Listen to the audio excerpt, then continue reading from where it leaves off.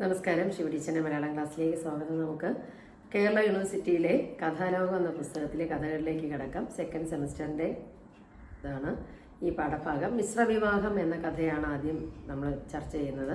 മൂർക്കോത്ത് കുമാരൻ്റെ കഥയിൽ പെടുന്നതാണ് മിശ്രവിവാഹം. ഇത് മൂർക്കോത്ത് കുമാരൻ ആദ്യകാല ചെറുകഥാകൃത്തുക്കളിലെ പ്രധാനിയാണ്. അദ്ദേഹത്തിൻ്റെ ഈ കഥ വളരെ രസകരമായ അല്ലെങ്കിൽ ഹാസ്യാത്മകമായ ഒരു കഥയാണെന്ന് പറയാം. അപ്പോൾ ഇവിടെ കഥാപാത്രങ്ങളായിട്ട് വരുന്നത് Mr Menon, Mrs Emily Brown എന്നുള്ളവരൊക്കെയാണ് ഇതിലെ പ്രധാന കഥാപാത്രങ്ങൾ. അപ്പോൾ പണ്ടത്തെ മരുമക്കത്തായക്കാരായ മലയാളികൾക്ക് വിവാഹം എന്നില്ല, അന്ന് സംബന്ധമാണ്. സംബന്ധത്തിന് നിയമപ്രകാരം അതിന് സാധുതയില്ല സംബന്ധം കഴിക്കുന്നതിന്. അപ്പോൾ ഇതൊക്കെ ബിലാത്തിയിലെ ഇംഗ്ലണ്ടിലെ യുവതികൾക്ക് അറിയാം. അപ്പം മിസ് എമിലി ബ്രൗൺ എന്ന ഇംഗ്ലീഷ് വനിത മിസ്റ്റർ ടി.വി. മേനോൻ എന്ന മലയാളിയെ ലണ്ടനിൽ വെച്ച് വിവാഹം ചെയ്യാൻ അനുവദിക്കുന്നതല്ലായിരുന്നു. അതായത് മിസ് എമിലി ബ്രൗണും മിസ്റ്റർ ടി.വി. മേനോനും ഇംഗ്ലണ്ടിൽ വെച്ച് വിവാഹിതരായി. അപ്പോൾ ആ സ്ത്രീക്ക് അറിയാം ഇവിടെ ഇയാൾ വല്ല വിവാഹവും ചെയ്തിട്ടുണ്ടെങ്കിലും അതിന് നിയമപരമായി സാധുത ഇല്ലായിരുന്നു. ഇംഗ്ലണ്ടിൽ പഠിക്കാൻ പോകുന്നതിന് മുമ്പ് തന്നെ സ്വന്തം ജാതിയിൽപ്പെട്ട ഒരു ആളിനെ മിസ്റ്റർ മേനോൻ വിവാഹം ചെയ്തിരുന്നു. ആ വിവരം മിസ് ബ്രൗണിനെ അറിയിച്ചു. നാരായണിക്കുട്ടിയുമായുള്ള സംബന്ധം വേർപെടുത്താൻ മിസ്റ്റർ മേനോന് യാതൊരു പ്രയാസം ഉണ്ടായിരുന്നില്ല. ഒരു പ്രത്യേക തീയതി മുതൽ ഞങ്ങൾ തമ്മിലുള്ള ബന്ധം വേർപെട്ടിരിക്കുന്നു എന്നൊരു കത്ത് അവിടെ നിന്ന് അയച്ചാൽ മതിയായിരുന്നു. അങ്ങനെ മിസ്റ്റർ മേനോൻ ഇംഗ്ലണ്ടിൽ വെച്ചൊരു കത്ത് എഴുതി അത് മിസ് ബ്രൗണിനെ വായിച്ച് കേൾപ്പിച്ചു. അപ്പോൾ അവൾ പൊട്ടിച്ചിരിച്ചു. അവളൊരു പണ്ഡിതയാണ്. അവളുടെ അമ്മയും ചിരിച്ചു. എന്നാൽ അവളുടെ അച്ഛൻ മാത്രം ഗൗരവത്തോടെ ഇങ്ങനെ പറഞ്ഞു. ആരുടെ അച്ഛനാണ്? എമിലി ബ്രൗണിൻ്റെ അച്ഛൻ. എത്ര സൗകര്യമുള്ള ആചാരം! നമ്മൾ പരിഷ്കാരികളാണെന്ന് പറയുന്നു, സ്വതന്ത്രരാണെന്ന് പറയുന്നു. ഭാര്യ ഭർത്താക്കന്മാർ തമ്മിലുള്ള ബന്ധം വേർപെടുത്തണമെങ്കിൽ അവരുടെ എല്ലാ കാര്യങ്ങളും കോടതിയിൽ ചെന്ന് പരസ്യമായി പറയണം, പത്രത്തിൽ പരസ്യം ചെയ്ത് അത് അറിയിക്കണം. ഈ ഡൈവോഴ്സിൻ്റെ രീതികളാണ് അയാൾ പറയുന്നത്. അപ്പം ഭാര്യയുടെ നേരെ ഭർത്താവിനും ഭർത്താവിൻ്റെ നേരെ ഭാര്യയ്ക്ക് ഉപയോഗിച്ചുകൂടാത്ത സ്വാതന്ത്ര്യമാണോ സ്വാതന്ത്ര്യം? അപ്പം നമ്മളെക്കാളും പരിഷ്കൃതരെന്ന് വിശ്വസിക്കുന്ന ഇംഗ്ലണ്ടുകാരെക്കാൾ എത്ര നല്ലതാണ് കേരളത്തിലെ ഈ ആചാരം. അതായത് ഒരു കത്തെഴുതി അയച്ചാൽ സംബന്ധത്തിന് പിന്നെ നിയമസാധുതയില്ല. ഒരു വാദത്തെ പ്രതിഷേധിക്കുകയോ ചെയ്യുമ്പോൾ അതിന് ന്യായം പോരാ, അവനവൻ്റെ തൽക്കാല ആവശ്യത്തിന് അനുകൂലമായിരിക്കണം ന്യായങ്ങൾ. അല്ല, ആ വാദത്തെ എതിർക്കണമെന്ന് മിസ്റ്റർ മേനോന് തോന്നി. പക്ഷേ മറ്റു 3 പേരും മിസ്റ്റർ ബ്രൗൺ പറഞ്ഞതിനെ അനുകൂലിച്ചതുകൊണ്ട് ഇയാളും അതിനെ അനുകൂലിക്കുകയാണ് ചെയ്തത്. എന്നാൽ മിസ്സിസ് ബ്രൗണിന് അതൊരു സംശയമായി. കാരണം താനും തൻ്റെ ഭർത്താവും തമ്മിലുള്ള വിവാഹം വേർപെടുത്തുന്നതിനെ കുറിച്ചാണോ ഈ മനുഷ്യൻ പറഞ്ഞതെന്ന് അവർക്ക് സംശയം തോന്നി. എന്നാൽ അത് കൂടുതൽ സമയം ആ ഒരു തർക്കം നീണ്ടു നിന്നില്ല. എന്തായാലും മിസ്റ്റർ മേനോനും മിസ് ബ്രൗണും തമ്മിലുള്ള വിവാഹം ഇംഗ്ലണ്ടിൽ വെച്ച് കഴിഞ്ഞു. അപ്പോൾ യൂറോപ്യന്മാരുടെ രീതി അനുസരിച്ച് ഹണിമൂണാണ് വിവാഹം കഴിയുമ്പോൾ. 1 മാസക്കാലം അവർക്ക് ഹണിമൂണാണ്. അപ്പോൾ അതിന് നമ്മുടെ മലയാളികൾ മധുവിധു കാലം എന്നൊക്കെ പറയും. അതുകൊണ്ട് വല്ല അർത്ഥം ഉണ്ടെങ്കിൽ ആവാം, ഇല്ലെങ്കിൽ ആവാം.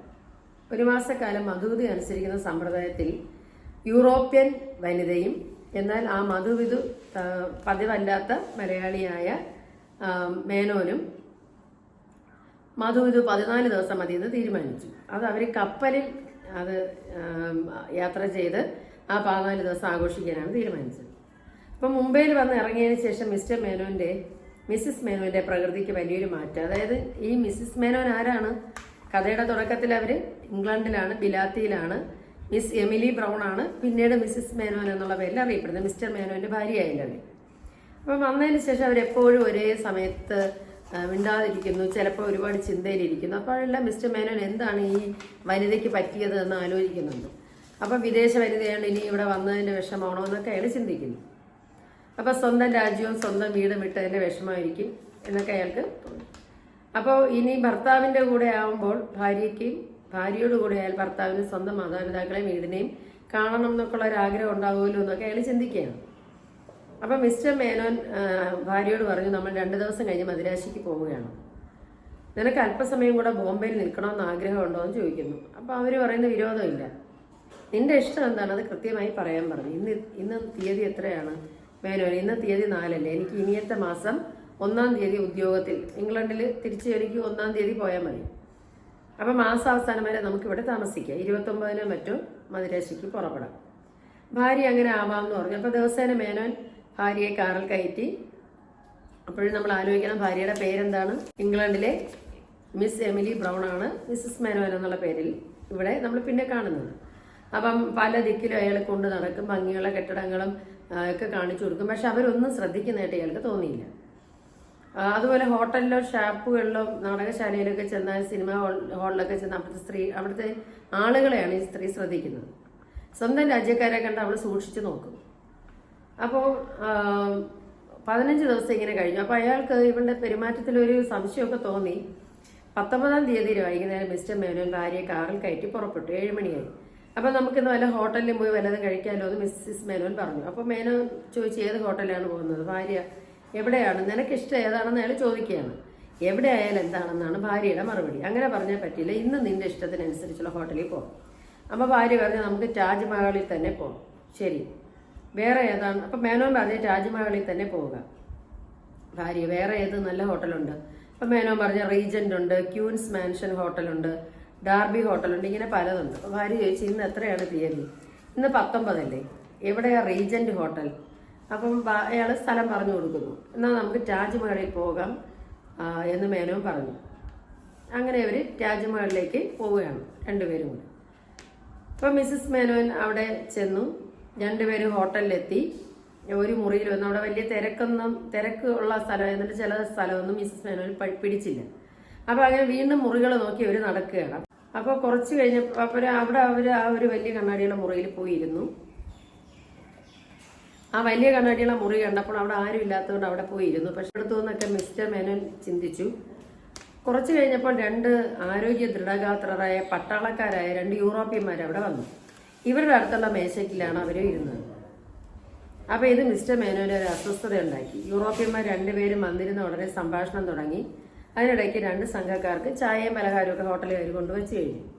അപ്പോൾ പുതുതായി വന്നിരുന്ന 2 പേര് സംസാരിക്കുന്നത് നല്ലപോലെ മിസ്റ്റർ മേനോനും ഭാര്യയ്ക്കും കേൾക്കാമായിരുന്നു. അപ്പോൾ അത് നല്ല രസകരമായ സംഭാഷണമായിരുന്നു ഈ ചെറുപ്പക്കാരുടെ. ഇവരത് ശ്രദ്ധിക്കാൻ വേണ്ടി ഒന്നും സംസാരിക്കാതെ ഇരുന്നു. മിസ്സിസ് മേനോൻ അതിൽ യാതൊരു രസമില്ലാതെ വലിയ ആൾക്കണ്ണാടി, ദൂരെ ഒരു കണ്ണാടി വെച്ചിട്ടുണ്ടല്ലോ, അതിലാണ് നോക്കിയിരുന്നത്. പട്ടാള ഉടുപ്പ് ധരിച്ച ആളാണ് ആദ്യം സംസാരിച്ചത്. ആ കാട്ടിൽ നിന്ന് ഇവിടെ എത്താൻ നിങ്ങൾ എത്ര അധ്വാനിക്കേണ്ടി വന്നല്ലോ. ആ മറ്റേയാൾ, അത് പറഞ്ഞാൽ ഒടുങ്ങില്ല, രാജാവിനെ പറഞ്ഞ് ബോധ്യപ്പെടുത്താൻ പ്രയാസപ്പെടേണ്ടി വന്നു. എനിക്കിന്ന് ഇവിടെ എത്തിയില്ലെങ്കിൽ അപമാനത്തിലാകും എന്ന് അദ്ദേഹത്തെ ബോധ്യപ്പെടുത്തി ഷിക്കാറിന്റെ മധ്യേ ഞാൻ എത്തിയതാണ്. ഒടുവിൽ അദ്ദേഹം എനിക്ക് കാറും തന്നു എന്ന് മറ്റേയാൾ മറുപടി പറയുന്നു. അപ്പോൾ ഒരു വേട്ടയുടെ ഇടയിൽ നിന്ന് താൻ വന്നതാണെന്നാണ് ആ പട്ടാള വേഷത്തിലുള്ള ആൾ പറഞ്ഞത്. നിങ്ങൾ എത്ര പുലികളെ കൊന്നു? ഒരു പുലിയെ മാത്രമേ കിട്ടിയുള്ളൂ. 4 കുട്ടികളെ 4 കാട്ടികളെ വെടിവെച്ചു. 4നെയും മഹാരാജാവ് തന്നെയാണ് വെടിവെച്ചത്. അപ്പോൾ ഇവിടെ എത്തുന്ന കാര്യം ആലോചിച്ച് ഞാൻ 2 ദിവസമായിട്ട് അതിനെക്കുറിച്ച് ആലോചിക്കുകയായിരുന്നു. അപ്പോൾ ഞാനും, അതായത് അവിടെ ഒരു കാട്ടുപോത്തുണ്ടായിരുന്നു, അതാണ് കാട്ടി എന്ന് പറഞ്ഞത്. അത് എൻ്റെ അടുത്ത് വന്ന് എന്നെ കുത്തിക്കൊല്ലാൻ തുടങ്ങിയതാണ്. അപ്പോഴാണ് ഞാൻ രക്ഷപ്പെട്ടത്. മഹാരാജാവ് നല്ല ശിക്കാരിയാണല്ലോ, അത് നല്ല ശിക്കാരിയാണ്. അബദ്ധത്തിൽ മുമ്പൊരിക്കൽ ഇങ്ങനെ പെട്ടിരുന്നു. അത് ഇംഗ്ലണ്ടിൽ വെച്ച് എൻ്റെ കാറ് മറ്റൊരു കാറിനോട് തട്ടി. അത് ഞങ്ങളുടെ കാറ് തവിട് പൊടിയായിപ്പോയി. പക്ഷെ കാറ് മുട്ടിയത് എനിക്ക് ഓർമ്മയില്ല. പിന്നീട് ഓർമ്മ വരുമ്പോൾ നല്ല ഭംഗിയുള്ള ഒരു മുറിയിൽ ഞാൻ കിടക്കുകയായിരുന്നു. അവിടെ ഒരു യുവതി എന്നെ ശുശ്രൂഷിച്ച് നിൽക്കുകയായിരുന്നു. അങ്ങനെ ഒരാഴ്ച ഞാൻ ആ മുറിയിൽ അവരോടൊപ്പം ആ വീട്ടിൽ പാർത്തു. ആ അമ്മയും മകളും എനിക്ക് വേണ്ടി ഒരുപാട് ശുശ്രൂഷ ചെയ്തു. അപ്പം മറ്റേയാൾ ചോദിക്കുകയാണ്, ആ യുവതി വിവാഹം ചെയ്തോ? ഇല്ല, അത്ര സുന്ദരിയായ യുവതിയെ ഞാൻ കണ്ടിട്ടില്ല. അല്ല, അതായത് ഞാനത് പറയാം, പക്ഷേ ഈ സ്ത്രീയെക്കുറിച്ച് കേൾക്കും. സുന്ദരിയാണ്, നല്ല സ്വഭാവ ഗുണമാണ്. അവളുടെ സൗന്ദര്യവും കുടുംബത്തിൻ്റെ സ്ഥിതിയൊക്കെ ഞാൻ വിവാഹം കഴിക്കാൻ തീർച്ചയാക്കി. പക്ഷേ എനിക്ക് ഉടനെ ഇന്ത്യയിലേക്ക് പോകേണ്ടതായിട്ട് വന്നു. അങ്ങനെയാണ് വിവാഹം ചെയ്യാൻ പറ്റാതെ ഞാൻ തൽക്കാലം ഇന്ത്യയിലേക്ക് വന്നത്. അവൾ പിന്നീട് ഇവിടെ വരാമെന്ന് പറഞ്ഞു. അപ്പോൾ ഇന്ന് ഈ ഹോട്ടലിൽ വെച്ച് അവളെ കണ്ടുമുട്ടാമെന്നാണ് എനിക്ക് എഴുതിയത്. അവളെ കാണാത്തതുകൊണ്ട് എനിക്ക് പരിഭ്രമമുണ്ട്. അപ്പം മറ്റേയാൾ ചോദിക്കുകയാണ്, ഈ ഹോട്ടലിൽ എത്ര മുറികളുണ്ട്, വേറെ ഏതെങ്കിലും മുറിയിലുണ്ടോ എന്ന് അന്വേഷിച്ചോ എന്നൊക്കെ ചോദിക്കുകയാണ്. ശരിയാണ്, ഞാനൊന്ന് അന്വേഷിച്ച് വരാമെന്ന് പറഞ്ഞാൽ ആ മനുഷ്യൻ അവിടെ നിന്ന് എഴുന്നേറ്റ് പോയി. അപ്പോൾ ആ മനുഷ്യൻ നല്ല വ്യായാമം ചെയ്യുന്നവരാണ്, ശരീരപുഷ്ടിയുള്ളവനാണ്.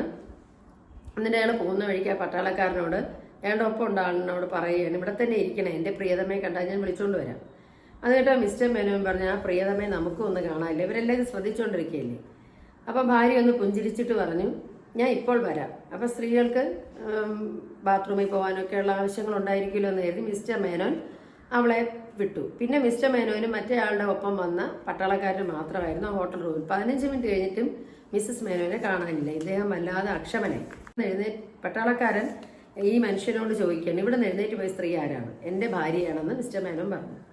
നിങ്ങളുടെ ഭാര്യയാണോ? എവിടെ നിന്നാണ് വിവാഹം കഴിച്ചത്? ലണ്ടനിൽ വെച്ചാണ്. നിങ്ങൾ അവളെയും കാത്തിരിക്കുകയാണോ എന്ന് അയാൾ ചോദിച്ചു. അതെ, അവളിപ്പോൾ 20 നാഴിക അകലെ എത്തിയിരിക്കും. അപ്പം മിസ്റ്റർ മേനോൻ ഞെട്ടി. എന്താണ് നിങ്ങൾ പറഞ്ഞത്? ഇവിടെ ഇരുന്ന ആളെ കണ്ടിരുന്നില്ല. അയാൾ പറഞ്ഞ കഥ ഓർമ്മയില്ലേ? അതൊക്കെ അവളെ സംബന്ധിച്ചാണ്. ബിലാത്തിയിൽ വെച്ച്, ഇംഗ്ലണ്ടിൽ വെച്ച് അയാൾക്ക് കാറപാടം ഉണ്ടായതും ഒരു പെൺകുട്ടി അയാളെ ശുശ്രൂഷിച്ചതുമൊക്കെ. അത് ആ കണ്ണാടി നോക്കൂ, നിങ്ങളുടെ ഭാര്യ ഇരുന്ന ദിക്കിൽ നിന്ന് അതിലേക്ക് നോക്കൂ, അയാൾ ഇരിക്കുന്ന ദിക്കിൽ ഞാനും ഇരിക്കുക. അങ്ങനെ ചെയ്തിട്ട്, അതായത് അവർ അന്യോന്യം സംസാരിക്കുകയാണ് ചെയ്തത്. ഒരു ഭാഗത്ത് വാക്കും മറുഭാഗത്ത് മൗനവും. കപ്പൽ കൂലിക്ക് ചെലവഴിക്കാൻ സ്വന്തം പണമില്ലാഞ്ഞിട്ടാണ് നിങ്ങളെ വിവാഹം ചെയ്തത്. യൂറോപ്പിലെ സ്ത്രീകൾ ഈ വക വിദ്യകളൊക്കെ കാണിക്കുന്നത് പതിവാണ്. അവരെ രണ്ടുപേരെയും നിങ്ങളിൽ ഒരിക്കലും കാണുകയില്ല. ഇത്രയും പറഞ്ഞിട്ട് ആ പട്ടാളക്കാരൻ ഇതുകൂടെ കൂട്ടിച്ചേർത്തു. ഇന്ന് രാത്രി നിങ്ങൾക്ക് നല്ല ഉറക്കം ഉണ്ടാകാൻ അനുഗ്രഹിക്കണമെന്ന് ഞാൻ ദൈവത്തോട് സർവ്വത്മന പ്രാർത്ഥിക്കുന്നു. അതായത് നിങ്ങളുടെ ഭാര്യ പോയി കഴിഞ്ഞു. ബിലാത്തിയിൽ തന്നെ, ഇംഗ്ലണ്ടിൽ തന്നെയുള്ള മറ്റൊരു വ്യക്തിയോടൊപ്പം. അയാൾക്ക് ഇവരെ അറിയാമായിരുന്നു. അപ്പോൾ വിവാഹത്തിന് വേണ്ടിയുള്ള പൈസ സമ്പാദിക്കാൻ വേണ്ടിയാണ് ഈ സ്ത്രീ നിങ്ങളെ, കപ്പൽ യാത്രയ്ക്കുള്ള പണത്തിന് വേണ്ടിയാണ് നിങ്ങളെ വിവാഹം കഴിച്ചത്. അപ്പോൾ ഇന്ന് രാത്രി നിങ്ങൾക്ക് നന്നായിട്ട് ഉറങ്ങാൻ കഴിയട്ടെ എന്നൊരു ആശംസ നൽകിയിട്ട് പട്ടാളക്കാരൻ സ്ഥലം വിട്ടു. അപ്പോൾ ഇതിനകത്ത് ഒരു വലിയ ചതിയുടെ കഥയുണ്ട്. അതിനെ ഒരു രസകരമായി പൊതിഞ്ഞാണ് ഇതിനകത്ത് അദ്ദേഹം അവതരിപ്പിച്ചിരിക്കുന്നത്. കഥ കേൾക്കുക, ആശയം മനസ്സിലായാൽ ഞങ്ങൾക്ക് ഉത്തരം എഴുതാൻ കഴിയും. ഞാൻ പറഞ്ഞല്ലോ, മിസ്റ്റർ മേനോൻ എമിലി ബ്രൗൺ എന്ന് പറയുന്ന സ്ത്രീയാണ് വിവാഹം കഴിച്ചത്. അവർ പിന്നെ മിസ്സിസ് മേനോൻ എന്നാണ് അറിയപ്പെട്ടത്. അപ്പോൾ അടുത്ത ക്ലാസ്സിൽ കാണുന്നവരെ സ്നേഹത്തോടെ ഷീബ ടീച്ചർ.